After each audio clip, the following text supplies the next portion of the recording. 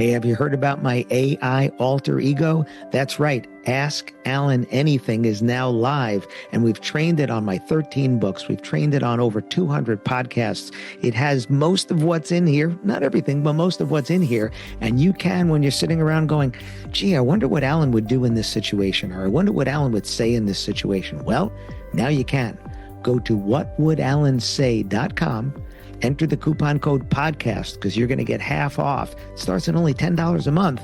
And now when you're thinking, I wonder what Alan say, now you can actually ask. Go to whatwouldallansay.com, enter the coupon code podcast, and start asking me anything.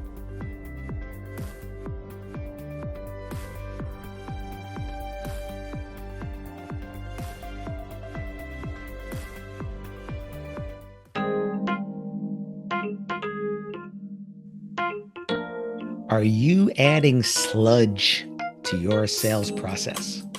Listen to this episode. See what I'm talking about. Welcome to another episode of the Wedding Business Solutions Podcast. I'm your host, Alan Berg. I'm a speaker, author, sales trainer, website reviewer, and I help businesses like yours sell more, profit more, and have more fun doing it. Enjoy this episode. Hey, it's Alan Berg. Welcome back to another episode of the Wedding Business Solutions Podcast. I just finished listening to the updated version of Nudge by Richard Thaler and Cass Sunstein. I had read the original version, and they did an updated version. They call it the final edition because they don't want to have to do this again. They did a final edition a few years ago. And I wanted to listen to it to see what had been updated because I think the first version was like 2007 or so, and this one was 2021, I think, 21, 22, somewhere around there. And they talked about sludge, which sounded a lot to me like friction, that or effort that I've spoken about before from other books that I listened to and I've talked about here. And they said sludge is making it difficult for people to attain an outcome that will make them better off. And again, a lot of it comes down to the effort that we're making people go through or the friction that we're adding to the process. So in their epilogue, they talked about, can we make the effort just one click? Can one click do what we want to do? Or do we have to do multiple ones? I had something that came up recently where they wanted me to take a form, print it out, fill it out, send it in the mail. And I'm thinking, really? Like it's 2025. Like, why are we still doing this? That was sludge. I had applied for a credit card and I hadn't heard back from Chase. And I'm looking and I couldn't find a phone number anywhere. I wanted to call up and see what was going on. And so I finally just called the number off the back of one of my credit or debit cards because I also bank there. And it was funny because just as I'm calling them, I get an email. No, I'm sorry. I logged into my Chase account and I saw the new account in there. They had approved me, put it in there. I got no notification of that. So here I am now trying to call them to see what's going on. And I had been approved and they hadn't said anything to me. Again, sludge. We have our credit frozen so that it's protected. So we have our credit frozen so you can't open an account unless I unfreeze it. And there's 3 credit bureaus. If you're not familiar, you have Equifax, Experian, and TransUnion.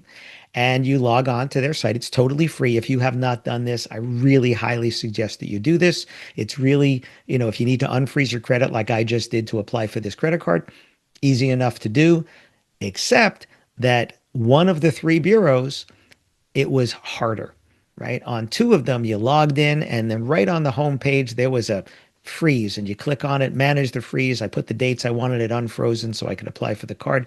Done. On the 3rd one, gosh, I'm searching and searching and searching trying to find this. The others, 1 click got me to where I needed to be, did it, that was it. That's sludge. Why did 2 of them have it this way and the other one not? They're creating the friction there. Now, I know why they're doing it because they want you to get their paid products and things like that, but the other 2 don't. So who do I feel better about? I feel better about the one that makes it easy. And it's the same thing here, right?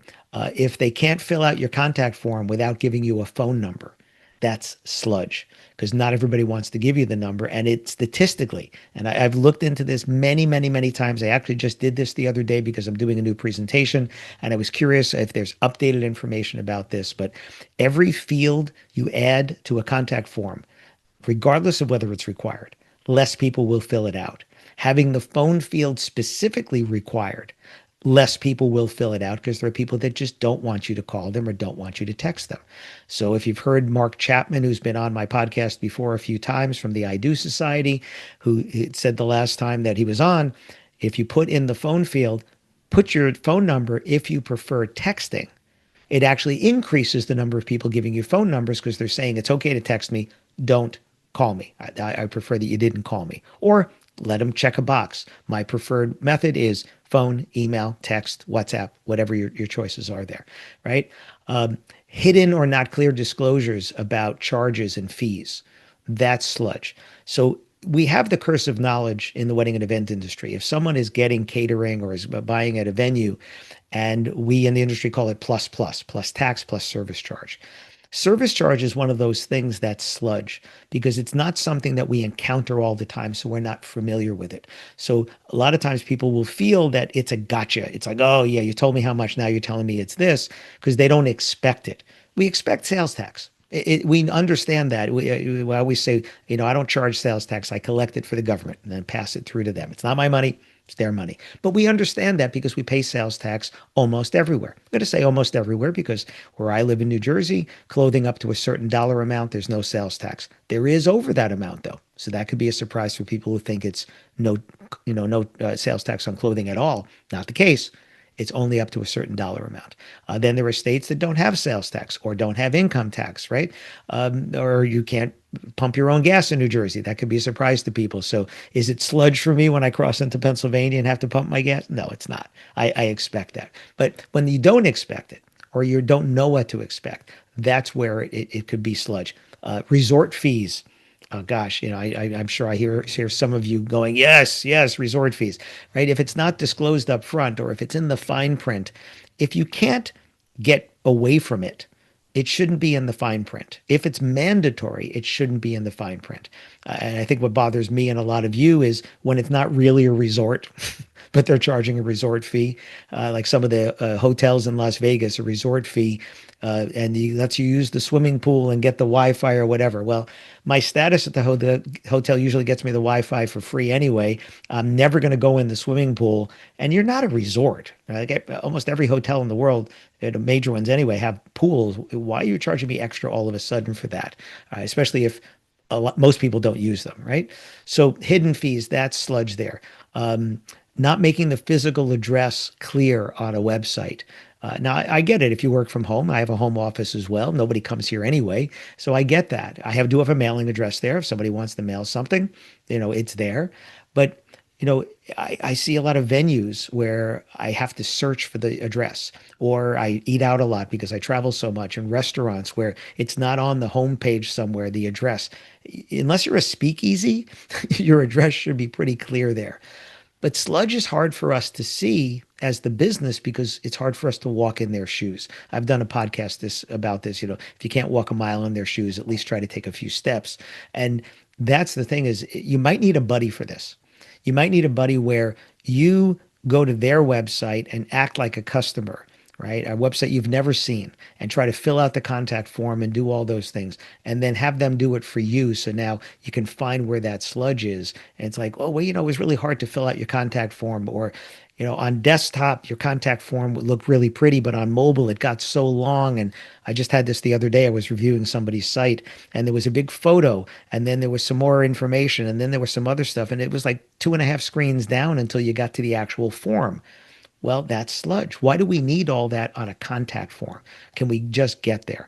That's why I have a contact form on every page, and there is text within the page that says call, email, text, or fill out this short form. And if you click those words, it takes you to the form, wherever it is on the page. If it's above you, below you, whatever, it'll take you to that form. So that's a way I'm trying to reduce the sludge. My contact page does have text above it, but almost nobody uses that. I can say that 99 out of 100 things that fill out my contact page is spam, right? It's 1 out of 100 that fills out the sidebar is spam. So I made it easy for the real people that are doing it. And if it's a little harder for the bots, that's okay. They can deal with that. So, and then fields, what fields do you really need? And this is a hard one because a lot of you think I need this information. The answer is you do. You don't need it for someone to make an inquiry. If the phone rang, you know absolutely nothing about the person. You're just going to have a conversation. It's the same thing here. You need to slow it down.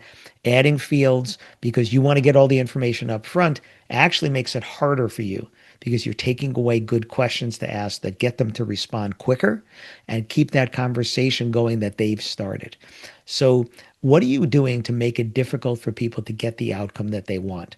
Rules, regulations, and things that have crept into our businesses over time because somebody did something bad once, and we got to add that into the terms and conditions. And a lot of times you need to revisit that and say, does this really apply anymore? And does it apply to most of my customers, or can I get rid of that and just deal with the ones when they do so that I'm actually making it easier for people to do business with us instead of punishing the masses for the ills of a few? So, great book. I did the audiobook on this one. So again, it's called Nudge, the Final Edition by Richard Thaler and Cass Sunstein. I would recommend this version instead of their original version because it's been updated. And there's many, many more great stories in there. It talks about choice architecture, the way that we position choices for people to make it easier to buy, right? That's another great thing. And it's not just in terms of the packages that you do, but it could also be other things that you offer. The way you present it can make it easier or harder again. But again, a great book. I love books about making decisions. The Paradox of Choice by Barry Schwartz was a great one. I have another one in my library I'm going to get to soon. You'll probably hear me talking about that. But sludge, friction, extra effort. We need to get rid of that because we need to be the easiest one to do business with, because you actually get to charge them more when you're easy to do business with, because they'll pay more for the privilege of it being easy to get a great result instead of it being hard to get a great result. So, sludge from the book Nudge. Thanks for listening. Thanks for listening to this episode of the Wedding Business Solutions podcast. If you liked it, please subscribe to this channel and post a review on your chosen platform, Apple Podcasts or whichever one. If you have any questions about anything in this episode or any of my episodes, email me directly at alan@weddingbusinesssolutions.com or visit my website, alanberg.com, alanberg.com. If you have any suggestions for future topics or guests that you'd like to see, please again, email me or visit my website. Thanks for listening.